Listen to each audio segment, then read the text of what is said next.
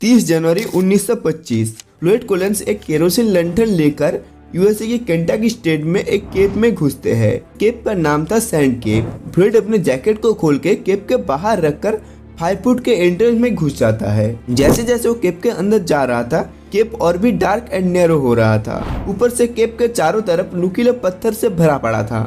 फ्लोyd अब धीरे धीरे अपने घुटनों में आ चुका था। वो अपने लंठन को जलाता है जिससे उसको थोड़ी सी रोशनी मिल सके, जिसके मदद से वो रेंगते हुए आगे बढ़ रहा था। अब वो पहुंच चुका था लगभग 100 फीट अंदर टर्नअराउंड रूम के पास, बिल्कुल अकेला। ये एक ऐसी जगह थी जहां पर कोई एक्सपीरियंस केवार भी आने से पहले एक बार जरूर सोचता था, और बहुत सारे केवार तो इसको देख कर ही धूम दबा के भाग जाते थे, क्योंकि इसके आगे जाने का मतलब था उन लोगों को पार करना पड़ेगा द स्क्वीज। इसके एंट्रेंस का साइज था सिर्फ 9 इंच, मतलब लगभग एक ईंट जैसा हाइट। इसको पार करते हुए फ्लोyd को बहुत तकलीफ भी हो रहा था। ऊपर से नुकीले पत्थर और भी मुश्किल पैदा कर रहा था, और जैसे तैसे अपने सांसों को अटक के इसको पार करते हुए थोड़ी सी बड़ी स्पेस में आ चुका था। इसके बॉडी पे इधर उधर छोटा मोटा काट भी लग चुका था। इसके बाद उसको लगभग 10 फीट नीचे उतरना पड़ेगा। फ्लोyd सिंपली रस्सी को लेकर एक पत्थर में अच्छे से बांध देता है एंड वो रस्सी को पकड़ के धीरे धीरे नीचे जाने लगता है। ये काम थोड़ा सा आसान था। एनीवे, फ्लोyd अब सेफली नीचे उतर चुका था, जो कि इस केप का एंडिंग था, जहाँ पे ही फ्लोyd का मेन काम था। इस जगह पे इस एंडिंग में उसका काम ही क्या था? Well, to find a new opening. इस जगह के दूसरे साइड जाने का रास्ता बहुत ही स्मॉल था, इसलिए उस जगह को पार करना बिल्कुल ही इम्पॉसिबल था। आखिर उस पर क्या था जिसके लिए फ्लोyd इतना ज्यादा मेहनत कर रहा था? वेल, इस जगह के दूसरे साइड था एक बड़ा लाइमस्टोन से बना प्रिस्टीन व्हाइट क्रिस्टल्स का एक खूबसूरत सा चेम्बर, जहाँ पे पहुंचने के लिए फ्लोyd महीनों से पत्थरों को निकल रहा था, जो कि धीरे धीरे अब उसका डेली रूटीन बन चुका था। फ्लोyd हर दिन की तरह काम को खत्म करके स्क्वीजी एरिया को पार कर रहा था। दूसरे दिनों के कंपेयर में फ्लोyd आज कुछ ज्यादा ही टाइम काम करता है, क्योंकि इसको आज कैसे भी करके दूसरे साइड पहुंचना था। ज्यादा टाइम काम करने के वजह से अब उसका लंठन भी डीम हो रहा था, और वो जगह इतना ज्यादा टाइट था कि वो मुश्किल से अपने हाथ पैरों को यूज कर पा रहा था। फ्लोyd बेसिकली अपने पैरों की मदद से रेंगते हुए आगे बढ़ रहा था। कुछ देर आगे बढ़ने के बाद उसके सामने जो लंठन रखा हुआ था वो गलती से अपने हाथों में लग के गिर के टूट जाता है, जिससे पूरे केप में एक गहरा अंधेरा छा जाता है। फिर भी फ्लोyd बिल्कुल ही शांत रहा। इतना खराब सिचुएशन में भी वो बिल्कुल पैनिक में ना आकर केप के सरफेस में हाथों के मदद से नेविगेट करते हुए आगे बढ़ रहा था, जिसमें उसको कुछ ज्यादा परेशानी नहीं हुई। पहले वो इससे भी खराब सिचुएशन देख चुका था। वो अपने पैरों की मदद से सीलिंग में जोर लगा के आगे बढ़ रहा था, बट आगे बढ़ते टाइम वो गलती से एक लूज पत्थर में पैर मार देता है, जिससे लगभग 12 केजी का एक पत्थर उसके एक पैर में गिर जाता है। वो अपने दूसरे पैर की मदद से पत्थर को हटाने का बहुत कोशिश करता है, बट 12 केजी का एक पत्थर को इतना टाइट पेस में हटाना बहुत मुश्किल था, जहाँ पे वो अपने बॉडी को ठीक ठाक मूव भी नहीं कर पा रहा था। पत्थर हटाना तो दूर की बात, ऊपर से केप के सीलिंग में इतना बड़ा गैप हो जाने की वजह से सीलिंग भी चटक जाता है, जिससे और भी छोटा छोटा पत्थर और मिट्टी फ्लोyd के ऊपर गिर जाता है, जिससे उसका हिलना भी अब बहुत मुश्किल हो चुका था। ऊपर से वो जितना भी खुद को निकालने की कोशिश करता, और भी पत्थर आके उसके ऊपर गिरने लगता। फ्लोyd अब थोड़ा सा पैनिक में आ चुका था। इतना पत्थरों के वेट से उसके बॉडी अब धीरे धीरे दबने लगा था। अब फ्लोyd को मदद की पुकार लगाने के सिवाय और कोई चारा नहीं बचा था। फ्लोyd अब पूरी तरीके से फंस चुका था, ट्रैप हो चुका था। तो यहाँ से ही शुरू होता है फ्लोyd कोलिंस के सर्वाइव की कहानी।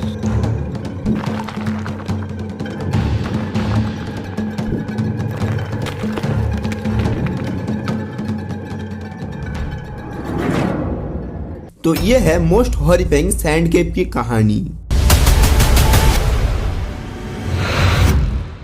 20 जनवरी 1887 अमेरिका की केंटाकी स्टेट में एक छोटा सा गांव के अंदर जन्म होता है विलियम फ्लोyd कोलिंस की। फ्लोyd 6 साल के उम्र से ही अलग अलग केप्स में एक्सप्लोर करने लगा था। फ्लोyd जैसे जैसे बड़ा हो रहा था, उसका केप एक्सप्लोर करने का नशा अब धीरे धीरे एक डेली रूटीन में बदल चुका था। फ्लोyd केप के अंदर जाकर घंटों एक्सप्लोर करता, कभी कभी तो वो पूरी दिन एक्सप्लोर करता। फ्लोyd अपने इस नशा को अपने एक हॉबी में बदलना चाहता था, इसलिए फ्लोyd इन्वॉल्व हो चुका था केंटाकी केप वार्स में। ये केप वार को थोड़ी सी एक्सप्लेन किया जाए तो ये है huge network of interconnected cave, mammoth caves, जो कि वर्ल्ड का one of the longest cave system है, जिसके ऊपर था एक छोटा सा शहर जिसका नाम था केप सिटी। इस जगह पे बहुत सारे केप था जो कि बहुत सारे लोगों के प्राइवेट प्रॉपर्टी के ऊपर भी था। इस जगह पे बहुत ज्यादा केप होने के वजह से इस जगह का मिट्टी उतना ज्यादा उपजाऊ नहीं था जिससे वो अलग से फार्मिंग कर सके। तो इस जगह का मेन सोर्स ऑफ इनकम पूरी तरीके से केप टूरिज्म बेस्ड था। बट इस जगह का मेन प्रॉब्लम था टूरिस्ट कम और बहुत ज्यादा केप होना, जिसके वजह से इनके बीच एक कंपटीशन बढ़ने लगा। जैसे कि मानो यहाँ पे एक जंग ही छिड़ चुका था। साल 1917 फ्रॉइड अपने फादर के फार्म हाउस पर एक केप डिस्कवर करता है जिसका वो जोर शोर से एडवर्टाइजमेंट करने लगता है। बट लैक ऑफ टूरिज्म के वजह से उसको कुछ ज्यादा अर्निंग नहीं होता क्योंकि ये जगह मेन रोड से बहुत ही दूर है और ट्रांसपोर्ट का भी कुछ ज्यादा सुविधा नहीं था, इसलिए ये केप बिल्कुल बुरी तरीके से फेल हो जाता है। बाद में फ्रॉइड हाईवे के पास दूसरे के एक प्रॉपर्टी में एक केप ढूंढ निकलता है जिसमें फ्रॉइड और लैंड ओनर के बीच प्रॉफिट का 50-50 स्प्लिट करने का कॉन्ट्रैक्ट हुआ था। इस केप में एक बहुत ही खूबसूरत जिप्सम क्रिस्टल से बना एक बड़ा सा चेम्बर था जो कि बाकी केप्स के मुकाबले बहुत अलग एंड सुंदर था और हाईवे के पास भी था। बट इस क्रिस्टल चेम्बर में पहुंचने का रास्ता बहुत ही पतला था, इसलिए फ्रॉइड इसका रास्ता बनाने के लिए महीनों तक दिन के 10-10, 12-12 घंटे तक काम करने लगा फुल्ली डेडिकेशन के साथ। तो 30 जनवरी 1925 एक ऐसा ही दिन था। फ्रॉइड हर दिन की तरह आज भी केप में घुसता है। आज फ्रॉइड का इतना दिनों के मेहनत खत्म होने वाला था। फ्रॉइड कुछ घंटे ज्यादा मेहनत करके फाइनली वो क्रिस्टल चेम्बर में पहुंच चुका था। फ्रॉइड इसके लिए बहुत खुश था। आज बाहर जाकर सबको इसके बारे में बताने वाला था। इसके लिए वो बहुत एक्साइटेड भी था। तभी कुछ देर बाद फ्रॉइड का लंठन डिम होने लगता है एंड कुछ देर आगे बढ़ने के बाद उसका लंठन भी गिर के टूट जाता है एंड उसके पैर में एक बड़ा सा पत्थर गिर जाता है। अब छोटे छोटे पत्थरों से उसके बॉडी पूरी तरीके से दब चुका था। वो अब 60 फीट के गहराई में एब्सोल्यूट डार्कनेस में बुरी तरीके से ट्रैप हो चुका था। वो घंटों मदद के लिए पुकारने लगा। इतना थक जाने की वजह से वो कुछ देर केब में सो भी जाता था, फिर वो उठकर वापस चिल्लाने लगता। ऐसे करके एब्सोल्यूट डार्कनेस में 23 घंटा बीत चुका था। ऐसे करके फ्रॉइड 30 जनवरी के रात बिता देता है। नेक्स्ट डे फ्रॉइड को ढूंढते हुए केप का ओनर बी डोयल एंड उसका 17 साल का एक बेटा जोएल केप के सामने आता है, जहाँ पे वो नोटिस करता है फ्रॉइड का कोट अभी भी बाहर टंगा हुआ है। ये देख के उनको थोड़ा सा शक होता है, इसलिए जोएल केप के अंदर टर्न अराउंड रूम के पास जाकर फ्रॉइड को जोर जोर से पुकारने लगता, जिससे स्क्वीज एरिया से फ्रॉइड का जोर जोर से चिल्लाने का साउंड आता है। जोएल को और अंदर स्क्वीज एरिया में जाने का साहस नहीं होता, इसलिए वो लौट जाता है। जल्द ही फ्रॉइड के ब्रदर होमर को कॉल करके सारी सिचुएशन बताया गया। ये न्यूज आसपास के एरिया एंड केप सिटी के पूरे एरिया में आग की तरह फैलने लगा। जल्द ही ये चीज एक लोकल न्यूज से नेशनल न्यूज सेंसेशन बन चुका था। इसके आगे कोई केप के अंदर इतना बुरी तरीके से नहीं फंसा था, इसलिए सब लोग इसका रेस्क्यू ऑपरेशन देखना चाहता था।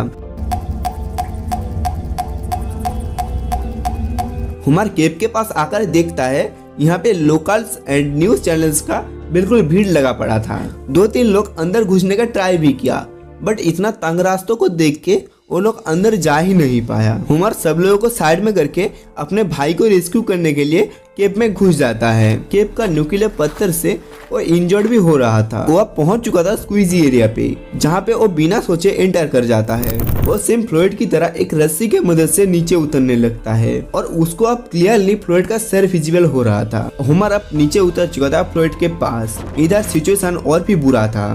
तो फ्लॉइड यहाँ था और पत्थर उसके पैर में ऐसे गिरा हुआ था और उसके ऊपर और भी मिट्टी गिरने के लिए रेडी था। क्योंकि ये ओपनिंग बिल्कुल वर्टिकल एंड बहुत छोटा था, इसलिए सिर्फ 2 ही ऑप्शन था। फीट फास्ट, इसमें होमर पहले पैरों को नीचे करके आया था, जिससे वो फ्लॉइड को सिर्फ देख ही पा रहा था, वो उसको टच भी नहीं कर पा रहा था।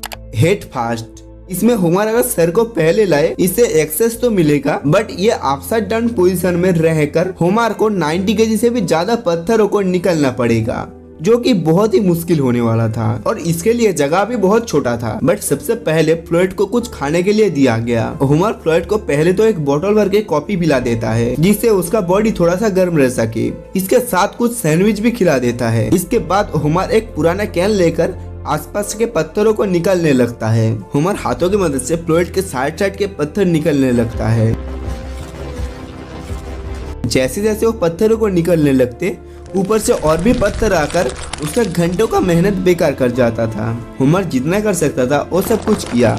इतनी सी जगह पे बहुत धूल मिट्टी के वजह से होमर का सांस लेना भी मुश्किल हो रहा था। कुछ देर बाद वो भी एग्जॉस्ट हो जाता है। थक हार कर वो भी केव के बाहर निकल के आ जाता है। उसके पूरे हाथों में छाले पड़ चुके थे। इधर बाहर 200 से ज्यादा लोग आ चुका था फ्लॉयड के रेस्क्यू ऑपरेशन देखने के लिए। बाहर एकदम भीड़ ही लग चुका था और कोई तो बाहर बैठ के ड्रिंक भी कर रहा था। कोई तो बहुत आसानी से फ्लॉयड को रेस्क्यू करने का दावा कर रहे थे, बट अंदर जाने का किसी में दम नहीं था। होमर सभी को इग्नोर करके छोटा सा टेंट के अंदर बैठ जाता है। बहुत सारे रिपोर्टर इंटरव्यू लेने के लिए होमर के पास में भीड़ लगाता है। सभी लोग फ्लॉयड के सिचुएशन के बारे में जानना चाहता था। इस बीच 6-7 लोग केव के अंदर जाने का ट्राई भी करता, बट इतना छोटा होल देख के डर के वापस चला आता। बहुत सारे लोग फ्लॉयड को बचाने का बेहुदा आइडिया भी देने लगा, जैसे कि डायनामाइट यूज करना, लेग काट करना, गैस टॉर्च के मदद से पत्थर को काटना और भी बहुत कुछ। इसको लेके उनके भी झगड़ा भी होने लगा। इससे होमर भी बहुत फ्रस्ट्रेटेड हो चुका था। तो इधर पे एक रिपोर्टर विलियम मिलर भी था, जो कि होमर का इंटरव्यू लेना चाहते थे, बट होमर बहुत सारे लोगों को इंटरव्यू दे दे के अब फ्रस्ट्रेटेड हो चुका था। वो अब इंटरव्यू देना ही नहीं चाहता था, फिर भी वो उनके क्वेश्चंस का आंसर कर रहे थे। जब मिलर होमर का इंटरव्यू ले रहे थे तभी होमर गुस्से में आकर बोलता है, listen, you want more information, why did not you go and take a look yourself. Homer बातों को मान भी जाता है और अब वो केव के अंदर जाने के लिए पूरी तरीके से रेडी हो चुका था। मिलर टर्न अराउंड चेम्बर के पास पहुंचता है। इतना छोटा होल देख के वो भी हेजिटेट कर रहा था, बट अब उसके इज्जत का सवाल था, इसलिए वो स्क्वीज एरिया में घुस जाता है। मिलर अब पहुंच चुका था फ्लॉयड के पास, जहाँ पे जाकर क्या करता है पता है? वो इतना डेंजरस सिचुएशन में भी फ्लॉयड का इंटरव्यू ले रहा था और इधर फ्लॉयड बिल्कुल इंटरव्यू देने का मूड में नहीं था। दर्द में वो चिल्ला रहा था, हेल्प करने को बोल रहा था। फिर भी मिलर जैसे तैसे करके इंटरव्यू लेने के बाद निकल आता है। मिलर अब सेकंड व्यक्ति बन चुका था जो कि इजीली फ्लॉयड के पास जा सकता था। होमर को इसका ही इतना देर से तलाश था, जो कि होमर को हेल्प कर सके। मिलर हेल्प करने के लिए एग्री भी हो जाता है। इधर केव के अंदर का सिचुएशन बिगड़ने लगता है।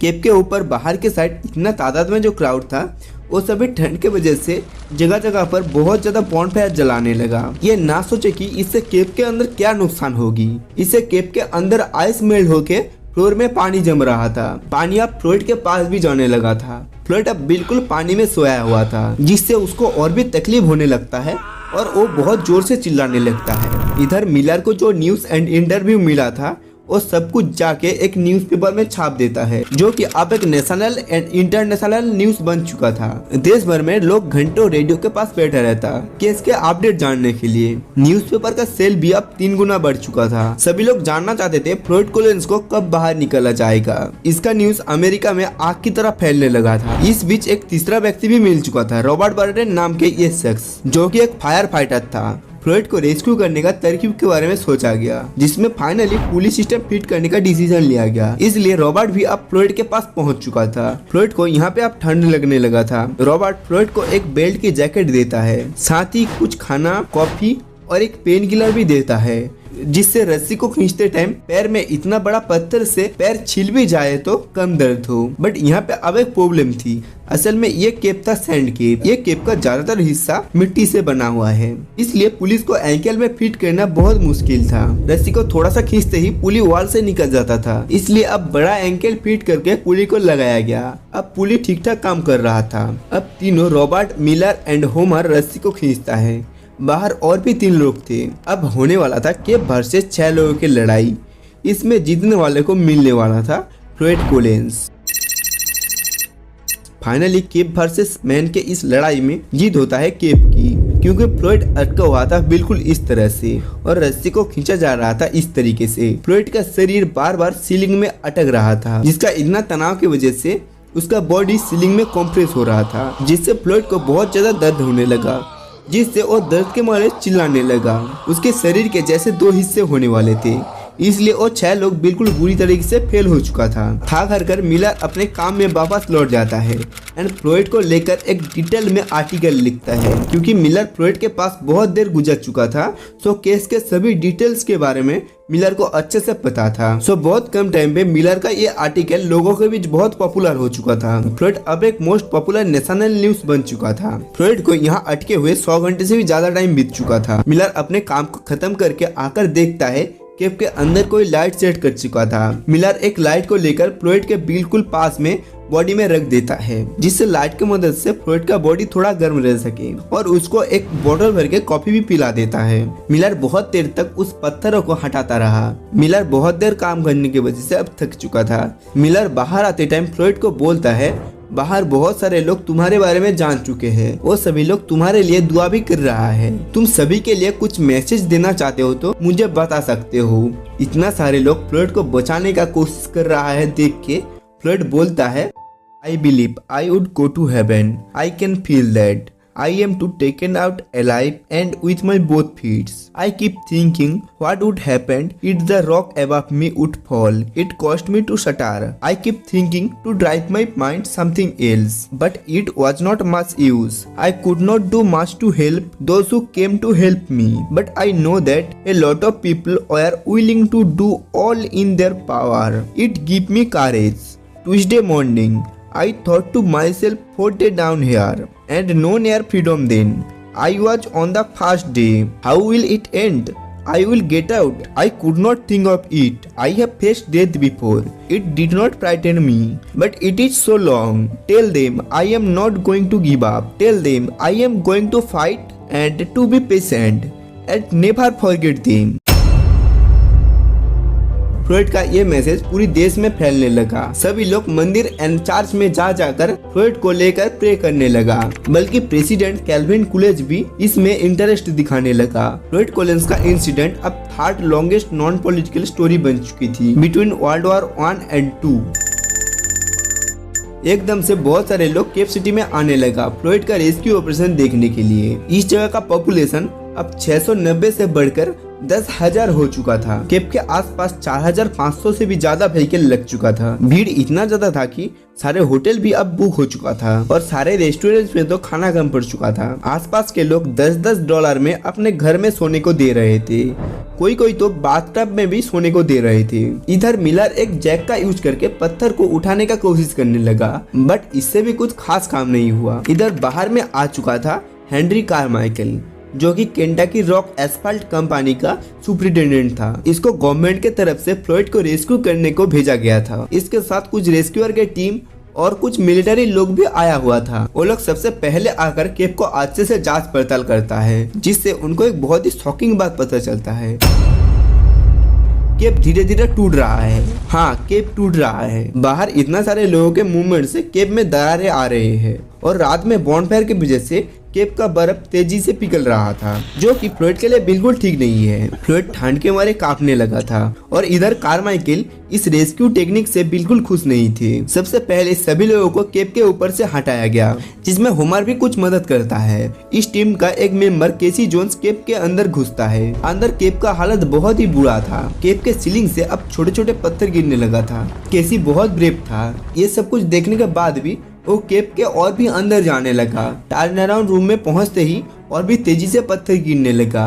तभी केसी को फ्लोइड के पुकारने का साउंड सुनाई देने लगा, बट केसी अब बाहर जाना चाह रहे थे। फ्लोइड को प्यास लग रहा है बोल के वो और भी जोर से चिल्लाने लगा। इसलिए केसी नीचे उतर के फ्लोइड को कॉफी पिलाने लगता है। तभी फ्लोइड सर घुमा के कॉफी पीने से ही इनकार कर देता है। केसी अब बहुत अच्छे से समझ चुका था आखिर इधर पे चल क्या रहा है, आखिर फ्लोइड क्या चाह रहा था। फ्लोइड 5 दिन से यहाँ पे ट्रैप था, इसलिए वो अच्छे से समझ चुका था वो कभी भी बाहर नहीं निकल पाएगा। इसलिए वो यहाँ पे अकेला ट्रैप होकर रहना नहीं चाहता था। इसलिए वो केसी को बुला रहा था जिससे वो यहाँ पे ट्रैप हो जाए। केसी इस बात को रियलाइज करके वो जल्दी से वापस निकलने लगता है। पत्थरों का गिरना और भी तेज होने लगता है। एक आध पत्थर केसी के पैर में भी गिरा था। किसी तरह वो बाहर निकलने में कामयाब हो जाता है। उसके बाहर निकलते ही केप गिरने लगता है। अब रेस्क्यूअर्स के साथ साथ हजारों लोग एक साथ केप को गिरते हुए देखते हैं। अब उन लोगों के पास सिर्फ 2 ही तरीका बचा हुआ था। फ्लोइड को केव में ही छोड़ देना, मतलब हार मान लेना। नंबर 2, ऊपर से डायरेक्ट खोद के फ्लोइड के पास पहुंचना।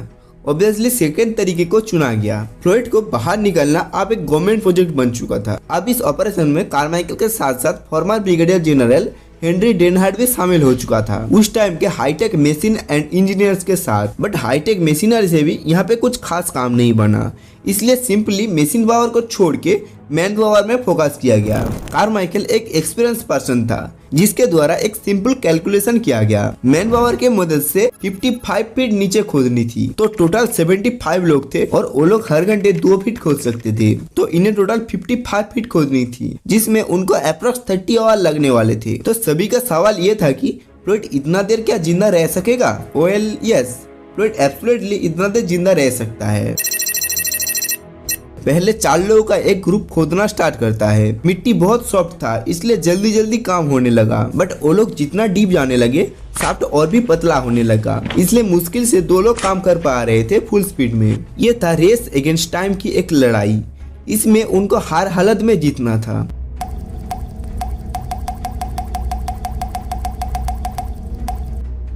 कारमाइकल और भी कई सारे लोगों को इन दोनों के पीछे लगा दिए थे। जैसे ही दोनों में से कोई स्लो होता, फटक से उन दोनों को निकल के दूसरे को भेजा जाता। इंटरेस्टिंगली केव के बाहर विजिटर्स और भी बढ़ चुके थे। फ्लॉयड इतना सब कुछ देखता तो अपने आंखों में विश्वास ही नहीं कर पाता। और लिटरली बताओ तो यहाँ पे सब कुछ चल रहा था। फेयरिस, फूड स्टॉल, फैमिली और चर्च के लोग तो यहाँ पे ग्रुप बना के पिकनिक कर रहे थे। आसपास के दारू बनाने वाले लोग दारू बेच रहे थे और कुछ लोग तो अलग अलग ड्रग्स भी बेच रहे थे। और इधर पे एक ब्लडी जगलर भी था जो कि करतब दिखा रहा था। इन सब को शॉर्ट में बोलूं तो इधर जैसे एक पूरा मेला बैठा हुआ था। इंटरेस्टिंगली इधर जितने भी लोग थे उनमें से 90% लोगों को ये इंसिडेंट का फुल डिटेल्स के बारे में पता ही नहीं था। सभी लोग न्यूज़पेपर पढ़ के या रेडियो में सुन के इधर पे आया था। तो इसके वजह से यहाँ पे अलग अलग र्यूमर स्प्रेड होने लगा। I heard they did not even want to rescue him at all। दूसरा कहता है I heard they all are doing for publicity। धीरे धीरे र्यूमर और भी बुरी तरीके से फैलने लगता है। I heard Floyd went into cave and someone murdered him। I heard Floyd did not even trap in there। मैंने सुना है फ्लॉयड रात में बाहर आता है और दिन में वापस चला जाता है। I think they holding food and water from him so he dies। Whole thing is fraud। और कुछ लोग तो एक ग्रुप बनाकर टेलीग्राफ ऑफिस में जाता है एंड वो रियल फ्लॉयड होने का दावा करता है और उसके माँ को भी एक टेलीग्राफ भेजता है जो कि कुछ सालों पहले ही गुजर चुका था। इधर सारे वर्कर्स अपने फुल पोटेंशियल में काम कर रहा था, बट बीच में एक पत्थर आने की वजह से काम बहुत ही स्लो हो चुका था, जिसके वजह से उनको एस्टिमेटेड टाइम से भी बहुत ज्यादा टाइम लगने वाला था। बट सवाल ये था कि फ्लॉयड जिंदा है कि नहीं कैसे पता चलेगा? वेल इसके लिए भी एक जुगाड़ था। आपको वो बाल्ब याद है जो कि फ्लॉयड के बॉडी में लगा हुआ था, जिसको पावर दिया जा रहा था कॉपर वायर की मदद से। जैसे ही फ्लॉयड सांस लेता या थोड़ा सा हिलता, कॉपर वायर में एक फ्लक्चुएशन होता जो वायर के थ्रू ट्रैवल करके कुछ इंजीनियर के द्वारा लगाया गया एम्पलीफायर में उसका रीडिंग मिलता। यही फ्लॉयड का जिंदा रहने का सबूत था। जहाँ पे एस्टिमेटेड टाइम 30 आवर्स लगाया गया था, बट इधर पे 144 आवर बीत जाने के बाद भी अभी तक सिर्फ 44 फीट ही खोदा गया था। और तभी पूरी एरिया में बादल छा जाता है और जोर शोर से बारिश भी आ जाता है। देखते ही देखते वो गड्ढा कुछ ही मिनटों में पानी से भर जाता है और रात में ठंड के वजह से बर्फ बन जाता है, जिसको निकलने में बहुत ज्यादा टाइम लगा। और बार बार बारिश होने की वजह से होल के वॉल भी बहुत कमजोर हो रहा था, किसी भी वक्त गिर सकता था। हर पल वो लोग एक न्यू चैलेंज फेस कर रहा था, फिर भी वो लोग लगा रहा। अब तक फ्लॉयड को फंसे हुए 15 दिन हो चुका था। ज्यादातर लोग होप छोड़ चुके थे। लोगों में वो एक्साइटमेंट भी अब जा चुका था। न्यूज चैनल भी और दूसरे न्यूज में इंटरेस्ट दिखाने लगा। विजिटर्स भी धीरे धीरे अब सिटी को छोड़ जाने लगे और उनका फाइनल होप वो बल्ब भी अब खराब हो चुका था, जिससे उनको रीडिंग मिलना भी पूरी तरीके से बंद हो चुका था। और भी 51 आवर के बाद 16 फरवरी 1:30 में सैंड केप को फिर से ओपन किया जाता है। 55 फीट की होल को खोदा जा चुका था। फ्लॉयड इस केप में 17 दिन तक अटका था, 12 दिन बिना खाने के और 12 दिन बिना पानी के। और वो बल्ब जिससे उसको थोड़ी सी गर्मी मिल रही थी और वो भी बंद हो चुका था 4 दिन पहले। इसमें कोई कैसे सरवाइव कर सकता था? सभी लोग अब साइलेंट हो चुका था। हुमर टॉर्च जला के फ्लॉयड की तरफ देखता है तो फ्लॉयड का मुंह खुला हुआ था और उसका सोने का दांत चमक रहा था, बट फ्लॉयड अब नहीं रहा। Floyd was dead. डॉक्टर्स के मुताबिक वो 3 दिन पहले ही मर चुका था। जिस दिन वो बल्ब खराब हो चुका था उसके दूसरे दिन ही फ्लॉयड मर चुका था। अगर वो लोग 3 दिन पहले पहुंचता तो फ्लॉयड शायद से बच भी सकता था। वो होल का हालत बिल्कुल खराब हो चुका था। होल के वॉल से पत्थर टूटने लगा था। इस हालत में होल के अंदर जाना बिल्कुल भी सेफ नहीं था, इसीलिए अथॉरिटी के ऑर्डर पे बॉडी को वहीं पर ही छोड़ के होल को फिल कर दिया जाता है और दूसरे दिन अपने घर में फ्लोइड का फ्यूनरल रखा जाता है, लेकिन अब तक सारे विजिटर्स जा चुके थे। लेकिन रुको, यहाँ से ही स्टोरी और भी इंटरेस्टिंग एंड हार्ट ब्रेकिंग होने वाला है। वो जो सैंडकेप का ओनर बी दोएल के बारे में स्टार्टिंग में बताया था ना, वो हाईवे में एंड सैंडकेप के बाहर एक बोर्ड लगा देता है जिसमें लिखा हुआ था Floyd dead body ride this way, common visitors take a look only 50 cent per visitors. वो फ्लोइड के डेड बॉडी को एक टूरिस्ट अट्रैक्शन बना दिया था। मतलब हरामी बनने का एक सीमा होता है यार। और तो और केंटाकी अथॉरिटी बहुत सारे रेस्क्यूअर को अपने काम का पैसा देने से ही इनकार कर देता है। इधर होमर को फ्लोइड के बॉडी बाहर निकलने के लिए बहुत सारा पैसा चाहिए था, इसलिए वो स्टेज में जाकर रेस्क्यू ऑपरेशन के डिटेल स्टोरी बताकर डोनेशन जमा कर रहा था, सिर्फ अपने भाई को बाहर लाने के लिए। I kept thinking Floyd lying in the mud, where he had suffered beyond our power to imagine. I would never have peace of mind if he remained there.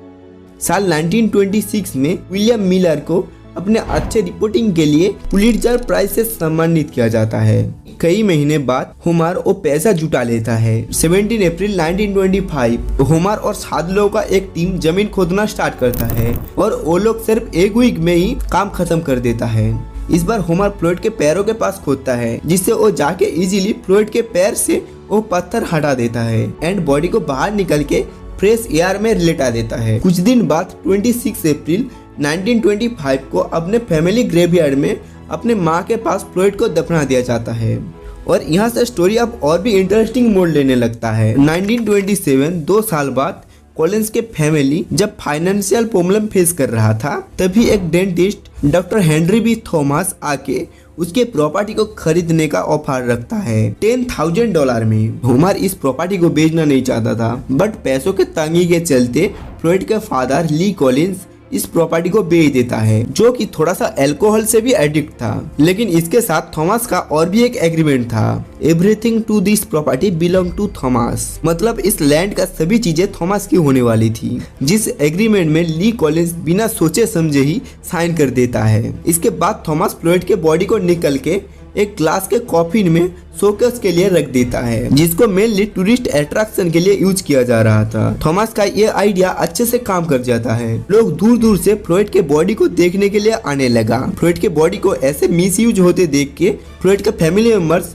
Court पे केस कर देता है, बट इस agreement के वजह से वो लोग केस में हार जाता है। ऐसे करके फ्लोइड का बॉडी 2 सालों तक मिसयूज होता है। बट एक रात 19 मार्च 1929 में थॉमस के केब में 2 लोग आके फ्लोइड के बॉडी को चुरा के चला जाता है। कुछ दिनों तक ढूंढने के बाद फ्लोइड का बॉडी एक झाड़ी में पड़ा हुआ मिला, लेकिन फ्लोइड के वो पैर जिसके वजह से वो केफ में अटका हुआ था, वो कोई काट के लेकर चला जाता है। बेसिकली वो पैर चोरी हो चुका था, बट वो दोनों चोर कौन था वो आज तक एक मिस्ट्री है। उस टाइम केप इंडस्ट्री में बहुत कंपटीशन था, तो हो सकता है इनमें से किसी ने पैर को चुरा के अपने केप में एज ए शोपीस रखने वाले थे, बट इसका कुछ प्रूफ नहीं है। और हो सकता है फ्लोइड को अपने कॉलिंस फैमिली में से कोई चुराया था, बट फिर से इसका कोई प्रूफ नहीं है। बेचारा फ्लोइड लोगों के लिए टूरिस्ट अट्रैक्शन बनाते बनाते खुद ही एक टूरिस्ट अट्रैक्शन बन चुका था। एक बार बॉडी चोरी होने के बाद बॉडी को ग्लास के कॉफिन से बाहर निकल के मेटल के कॉफिन में रखकर चेन से बांध दिया जाता है। ऐसे ही बहुत सालों तक फ्लोइड इस कॉफिन में कैद रहता है। बाद में साल 1989 में मोहम्मद केप नेशनल पार्क के द्वारा फ्लोइड के केप को और आसपास के सारी जमीन को खरीद लिया जाता है, जिसके बाद इस केप को विजिटर्स के लिए पूरी तरीके से बंद कर दिया जाता है और केप के एंट्रेंस पर स्टील गेट लगा दिया जाता है। कॉलिंस फैमिली के बहुत रिक्वेस्ट के बाद फाइनली फ्लोइड के बॉडी को निकल के मोहम्मद केप बैप्टिस्ट चर्च सिमेट्री में दफना दिया जाता है। 64 साल बाद फाइनली फ्लोइड को शांति मिली। तो ये है आज का full story. So one of the greatest caper फ्लोइड Collins का कहानी यहाँ पे ही खत्म होती है, जो कि आज तक सबके दिलों में जिंदा है। सो आप लोग कमेंट में जरूर बताना ये स्टोरी वर्थ इट था या नहीं। अगर आपको ये स्टोरी पसंद आया है तो डेफिनेटली ये वीडियो भी पसंद आएगा, जिसमें जॉन एडवर्ड जोन्स नाम का एक बंदा मजाक मस्ती में एक केप के अंदर जाकर फ्लोइड कॉलिंस की तरह केप में फंस जाता है 27 घंटे तक।